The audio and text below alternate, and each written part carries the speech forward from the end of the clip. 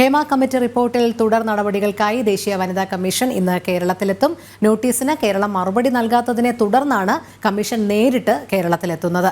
3 ദിവസം തിരുവനന്തപുരത്ത് തങ്ങുന്ന സംഘം പരാതിക്കാരുടെ മൊഴി രേഖപ്പെടുത്തും.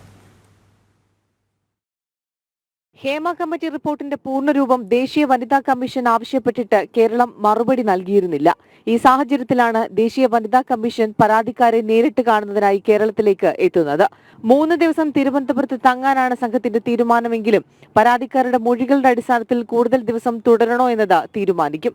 ദേശീയ വനിതാ കമ്മീഷൻ അംഗം ഡെലീന ഗോങ്ദുപ്പും കമ്മീഷന്റെ മാധ്യമ ഉപദേഷ്ടാവുമാണ് കേരളത്തിൽ ഇന്നെത്തുന്നത്.